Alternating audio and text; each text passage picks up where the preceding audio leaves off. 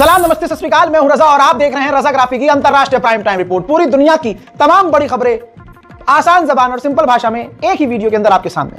हजरत Qatar, जिसके अमीर से छाती मिलाते हैं जाकर जोर जोर से मोदी जी, और कहते हैं कि बहुत अच्छे रिश्ते हैं, और ऑब्वियसली बहुत अच्छे रिश्ते हैं हमारे, इसमें कोई शक नहीं है। दोस्तों, बताना चाहूंगा कि उसी कतर ने भारत को एक बार फिर से बड़ा झटका दे दिया है। असल में सन 2022 में 8 इंडियन नेवी ऑफिसर्स को कतर ने गिरफ्तार किया जासूसी के आरोप में, और तमाम सबूत के आधार पर उनको लगभग किसी को फांसी, किसी को उम्र कैद इस तरह से सुना दी थी। तो मामला यह हुआ कि हड़कंप मच गया पूरी दुनिया में, और प्रधानमंत्री मोदी पर प्रेशर बनाया गया कि भाई अपने नेवी ऑफिसर को बचाया जाए। तो मोदी जी ने इंटरफेयर किया और उसके बाद कतर ने माफ कर दिया। ठीक है, अब 7 लोग तो वापस आ गए जो नेवी ऑफिसर थे, लेकिन उनमें से एक अधिकारी पुनेदु तिवारी जो हैं, वो नेवल ऑफिसर, वो 65 साल की उम्र में इस वक्त अभी वहीं फंसे हुए हैं। उनको दोबारा से गिरफ्तार कर लिया है कतर ने। कहा जा रहा है कि कुछ जांच वांच की है, और उस जांच के अंदर जो है कुछ और चीजें निकल के आई हैं, जिसकी वजह से तिवारी साहब को दोबारा से अरेस्ट कर लिया गया है और जेल भेज दिया गया है।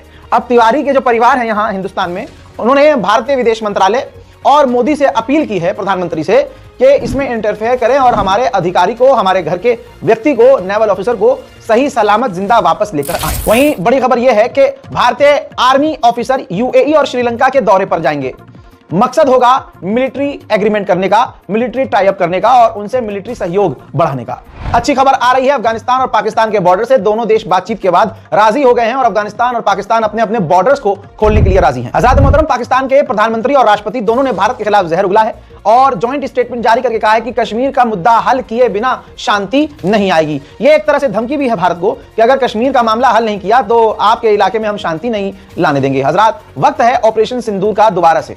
लेकिन क्या कहें, 4 दिन बाद सीज फायर कर दिया मोदी जी ने, और ऊपर से ट्रंप आज तक हमें जलील कर रहा है। क्या कर सकते हैं। पाकिस्तान के विदेश मंत्री चाइना पहुंचे, तो चाइना ने शिकायत करी कि जो बलूच लोग हैं वो बलोच चाइनीज नागरिकों पर, मतलब आपके मुल्क में पाकिस्तान में हमला कर रहे हैं।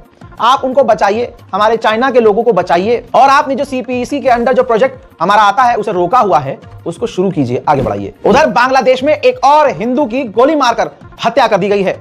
राणा प्रताप नाम के 45 साल का एक व्यक्ति जो पत्रकार था, उसे बांग्लादेश के अंदर हिंदू होने की वजह से गोली मारकर कत्ल कर दिया गया है। हालात बहुत खराब हैं। बांग्लादेश में हिंदुओं को रोज निशाना बनाया जा रहा है। कभी महिलाओं को पेड़ से बांध के मारा जा रहा है, कहीं महिलाओं के साथ गलत काम किया जा रहा है, कहीं हिंदू औरतों को जिंदा जलाने की कोशिश की जा रही है। यहां भारत में बांग्लादेश का नाम लेकर, बांग्लादेशी हिंदुओं का नाम लेकर भारत के मुसलमानों और दलितों पर हमले हो रहे हैं, जबकि भारत का मुसलमान पूरी तरह से आलोचना कर रहा है जो हिंदुओं को मारा जा रहा है बांग्लादेश में।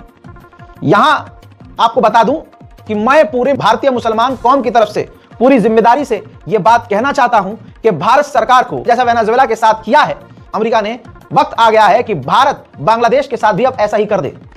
तभी ये हिंदुओं को मारना बंद करेंगे, वरना ऐसे ही अल्पसंख्यक समुदाय इस्लाम की बात करते हैं। अरे बांग्लादेश तक मेरी वीडियो देखी जाती है, मैं बांग्लादेशियों से सवाल कर रहा हूं, ये इस्लाम है? आप किसी को भी बेगुनाह को गोली मार दे रहे हो, जिंदा जला रहे हो। हज़रत, ये रिपोर्ट देखिए अगली। बांग्लादेश में हिंदू विधवा हिंदू औरत, दोस्तों, गैंग रेप कर दिया है।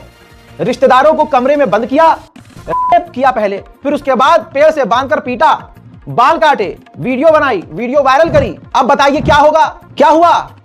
ये इस्लाम है? ये दीन है? यही सिखाया है कुरान ने। फिर जो भारत के हिंदू इस्लाम को बदनाम करते हैं, कुरान को उल्टा सीधा कहते हैं, उनको आपने सही साबित कर दिया कि देखो ये इस्लाम का कौन सा दीन है भाई, ये तुम्हारा शैतान की नस्लो। एक विधवा औरत की इज्जत लूट रहे हो, तुम्हें शर्म नहीं आती? लानत तुम्हारी जात पे बे। भारत के मुसलमानों, तुम्हारे मुंह से ये निकलना नहीं चाहिए, क्योंकि यही काम तुम भी कर रहे हो।